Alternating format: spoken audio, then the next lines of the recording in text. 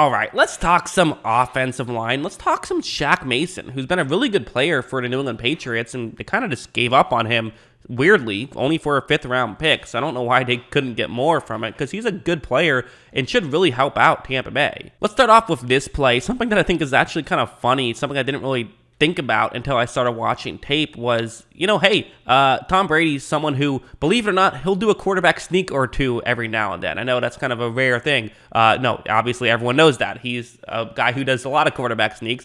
And hey, having that interior offensive line helps with quarterback sneaks. Shaq Mason is a guy who certainly, he can do this well. And watch what he's going to do on this quarterback sneak. He is the guard. So number 69, he's the guy who's going to initially block the interior defensive lineman, but then get up to block someone at the second level. And look, he perfectly pulls this off and is able to help clear out that area for Mac Jones to be able to run and pick up a first down on that play. So again, they're not bringing him in there because he's the quarterback sneak artist, but hey, it's something of value. You better believe there's going to be a time or two this season where Tom Brady quarterback sneaks, and it's nice to have a guy like Shaq Mason who you can make that work, especially because the left guard position is still kind of up in the air, but with Jensen and Mason, that's going to kind of, allow things to be a little bit easier. You also have something like this, where this is not the exact same play, but this one is going to be one that we're probably going to see more frequent. This is kind of a traditional run blocking play for a guard, which is you double team the interior defensive lineman who's lined up with the center, then you go up to block someone at the second level. So you get that double team to allow the center to be in position and, and also to move someone out of the way to get a hole, but then you have to also get up to block someone at the second level to allow your running back to run through. And again, this is stuff Mason can do with good effectiveness. As you see, Mason is going to, in fact, be able to pull this off, and he cleared up a hole. Now, the play itself didn't really work out, but that was due to circumstances that had nothing to do with Mason. Again, all I really watch with film is the guy who I'm watching doing their job. Mason did his job very well on that one. And you also have stuff like this, which just sort of, again, traditional pass blocking, right? Because pass protection matters. Of course, pass protection matters. You want someone who can help protect Brady, so that's important. Right when this play begins, look at Mason's hands. I always feel like Mason does such a good job with his hands, and it seems like whoever's going up against him never seems to get the hand placement they want. They never seem to get it on his shoulder pads. They never seem to be able to pull off whatever move they're trying to pull off with their hands, and usually that's because Mason has good hands and he's able to just disrupt it,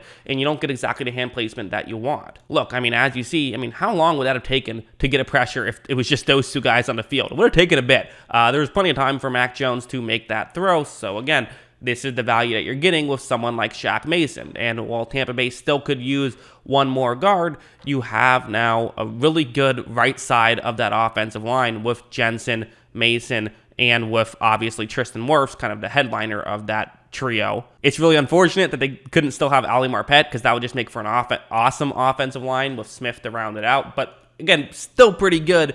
And even maybe Aaron Stinney might not be the end of the world if he has to be the guy who started. And finally, one like this is another good play where, again, it's going to be interesting about this play, so it's going to be a blitz. And one thing I like about Shaq Mason, and this is kind of true with a lot of guys who used to play for the Patriots, which now there's a lot of former Patriots on Tampa Bay's team, is they're smart players. And Mason's someone who can help out in a lot of ways, where this is going to be a blitz, but watch what he does. Look at how he pushes 95 towards his center, but then helps out his tackle and gives Jones just enough time to be able to make that quick throw, and they end up getting a touchdown on that play, whereas had Mason not done a great job on that one, it probably isn't a touchdown. So for the people that say that you build through the trenches, not sure I fully agree with that, but if you are of that school of thought, this is an example of why that can make sense, because certainly at times it can make the whole thing run. So yeah, again, as a whole, I've talked about this a bit, but I still just didn't understand why New England made this move. They didn't actually save that much money. Mason is on a pretty affordable deal. So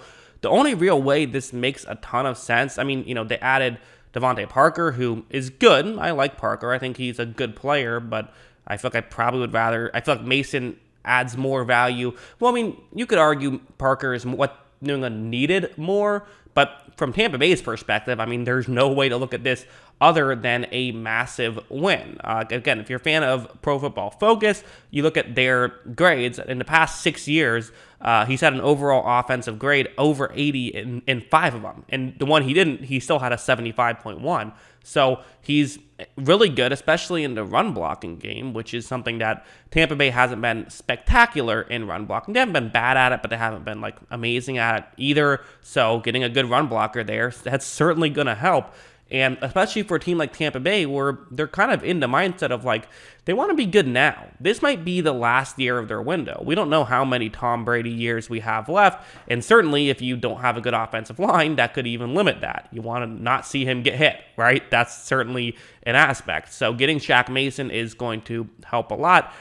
They still need a left guard. We all wish Ali Marpet would come out of retirement. That doesn't seem to be the case. So because of that, this now means that they still need somebody. Aaron Stinney could be that guy.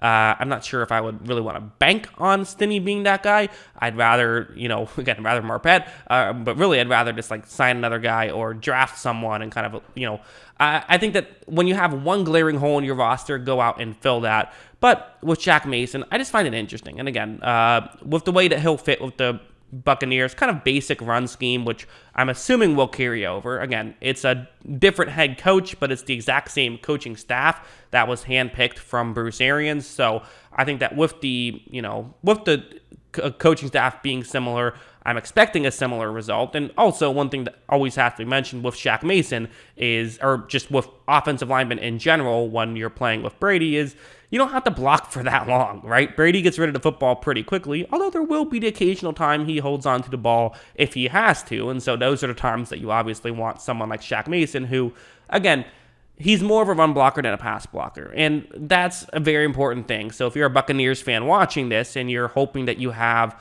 a guy who can be elite at both, he's definitely someone who's better at the run blocking side of things. But at the same time, that's fine. They could use a run blocking guard, and he's still going to be a solid pass blocking guard. He's going to be at least as good as Kappa, probably better in that regard, and certainly better in the run blocking regard. The only real way I keep kind of going back to the only real way that this trade makes sense for the New England Patriots and the way that they come out of this feeling good about themselves is really if the guy they spend a 5th round pick on ends up being a star, or B, and kind of the more logical outcome would be if Shaq Mason sucks, but even that's not very logical. I don't think that he's going to suck because he's done a lot of really good things and shown a lot of really good stuff on tape throughout the course of his New England career. But again, this is also something that the Patriots kind of do to some degree, is try to give up on a player before they really have to pay him a big contract. And I think that's probably a bit of the mindset here. However, even if that's the case, I still don't know if I love it. I mean, so for the Buccaneers, you're getting 2 years of good play. I mean, you're getting and you're spending about $16 million total for those 2 years. So $8 million a year for 2 years for a good guard play. That's easily worth a 5th round pick. So if New England really wanted to move off of him, you could have waited a year and probably still gotten a 5th round pick back. I mean, that's not really moving the needle too much for me. So, yep, as a whole, definitely something to get excited about. The tape, very good with Shaq Mason. The contract, very affordable. The production's very good.